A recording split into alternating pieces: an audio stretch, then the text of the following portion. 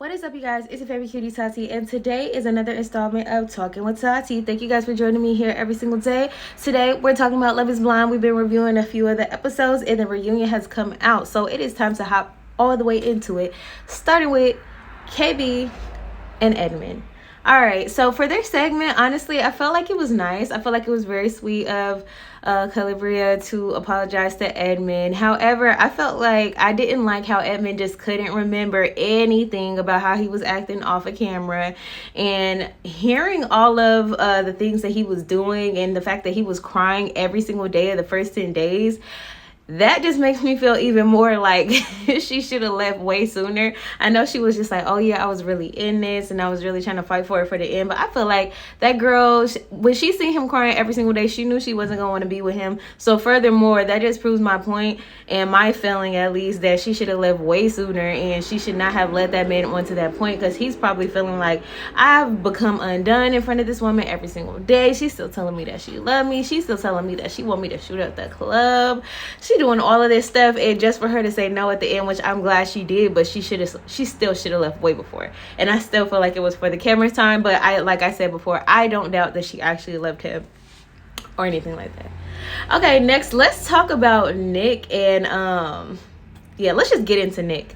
Nick was very interesting. I felt like he's the kind of guy who, like, I do see him as calculated, and I see why people say that, because it seemed like he came on knowing exactly what he wanted to say. Literally, it's like he had rehearsed this. He was like, let me get my points down. He has, you know, he's like one of those guys who has like the therapy speech and like knows how to really make stuff sound really good. But I do like that he did still admit and take accountability for the fact that he was love bombing. I felt like he was very love bombing in the beginning, and yeah, he was basically just telling any and everybody that he had a connection with the same thing, and he was trying to get on the show and he was trying to make it to that next step. So that was crazy. Seeing Annie, first of all, Annie loves big hair. When she was coming down them stairs, I was like, girl, of course you have big hair. But it looked better when they like gave her the close up when it was time for her to talk.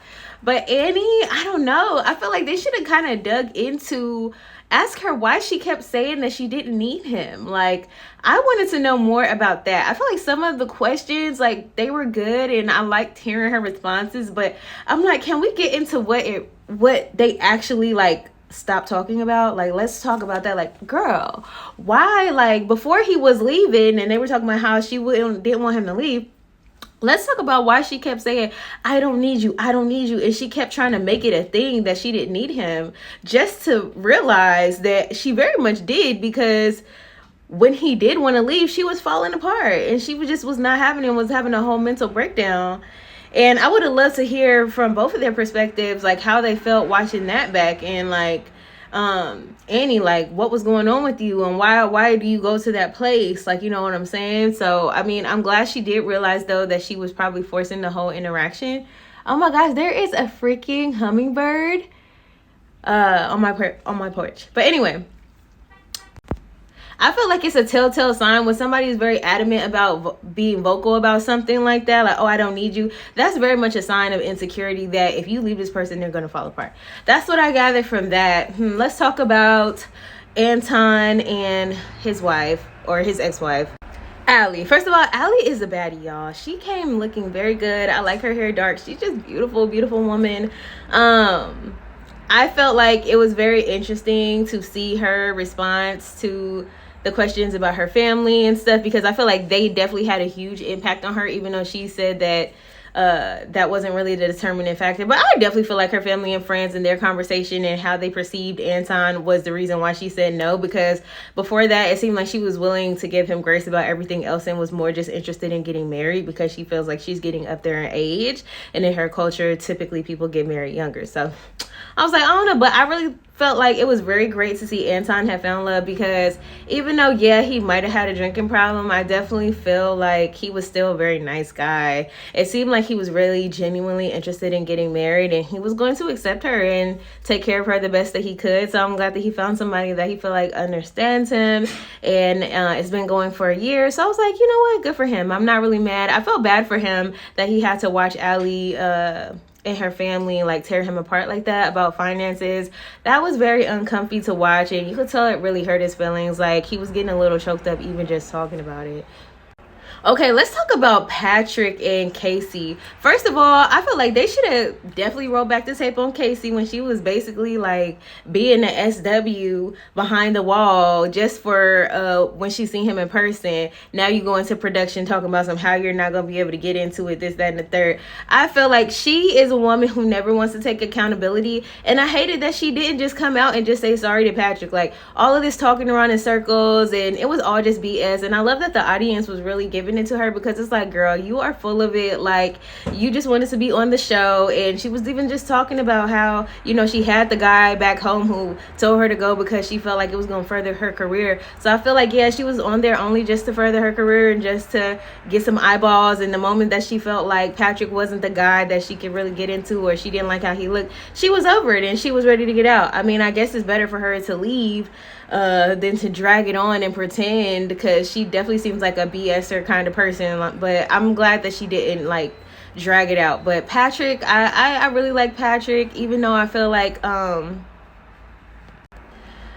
like he kind of I don't know, like, it's just a weird feelings with Patrick, because like on one hand I do feel sorry for him, but on the other hand, I guess I do feel better knowing now that at least it wasn't just like, oh, he immediately went from Annie to Casey, because it's just like, all right, 10 days and like him staying much longer and developing that conversation with Casey made me realize, okay, well, maybe he did really like her. Because at first I was just thinking like, Patrick just wants to be on the show. Like, that's why he just hopped from one connection to the other, because it just didn't seem like before Annie that him and Casey were like getting on all that great. I mean, it was cool. I feel like the only reason why he picked her was because she was doing all of that, talking about what she was going to do to him and all this. I was just like, okay, girl. Anyway, but I don't know. I didn't really like Casey like that. So I don't know. She just seemed all over the place. And then to find out that she started dating Joe, and she was trying to downplay that situation. It seemed like she was just hopping from person to person, and Casey really was just